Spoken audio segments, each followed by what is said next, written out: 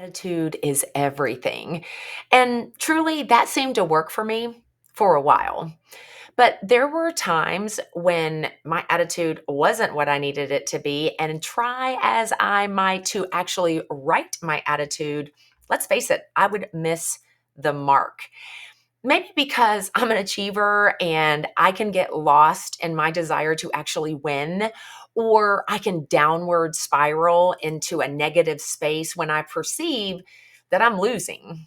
But when I began learning about the brain and how our attitudes are formed, it's when I made the connection that it starts with a thought, and once that thought is anchored, then we develop our belief. And out of that belief, we cultivate our attitudes, be them positive or negative. So, for today's Monday Motivation, I wanted to provide you a quick acrostic to help us cultivate attitudes that serve us well. All right, so if you're a note taker, you can write attitude down the left side of your paper, but here goes. A in attitude is always give thanks for everything. Listen, an attitude of gratitude makes for happier, more resilient people. T, think of others more than yourself. We must guard ourselves from having inward eyeball disease, as one of my friends likes to call it. We need to be looking outwardly. And this also helps our brain to be more open to the opportunities that are around us. The T is trust that the journey is just as important as the end result. When we become so hyper focused on the results, which by the way, we can't always control, then we can actually miss the joy of the journey by becoming the best versions of ourselves. Is it possible that it's even an even better result than we can actually hope to obtain? I want to say that one more time. The journey of becoming the best version of ourselves could actually be an even better result than we could have hoped to obtain. All right, so that's ATT. The I is I can do it.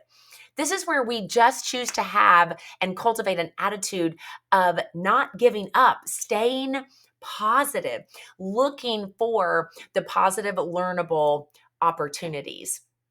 Now we're on to our next T. Time management is key. You know, I've said this in multiple Monday motivations, and you'll hear it in more motivations to come. We need a proactive plan for our time, and then we need to actually work the plan. Then, you of the word attitude, use your gifts, your skills, your knowledge for the benefit of others. This is so much easier when we are thinking about others more than ourselves. And it's also incredibly fulfilling and gratifying. It's one of the reasons why I love coaching so much, because I love seeing other people gain momentum, learn new things, break belief barriers through the interactions that we're able to have. And then the D of attitude is develop a learning plan. We need to be students of our game.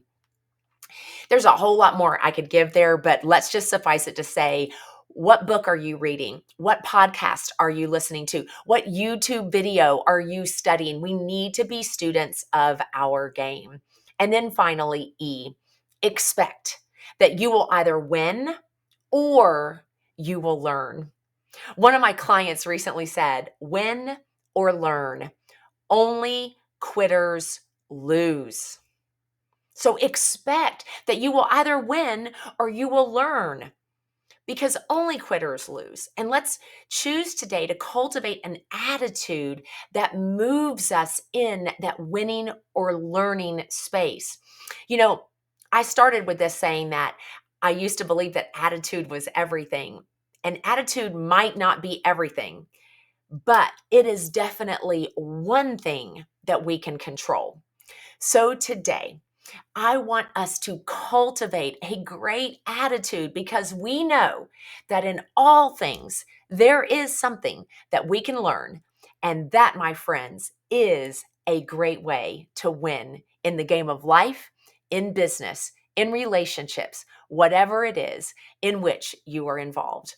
I'm Elizabeth Mahusai, elite sales and leadership coach with Southwestern Consulting, and I hope that you have a wonderful day. And if you have found this content helpful, valuable, like and subscribe to my YouTube channel, and be sure to follow me on my podcast, Thinking That Matters.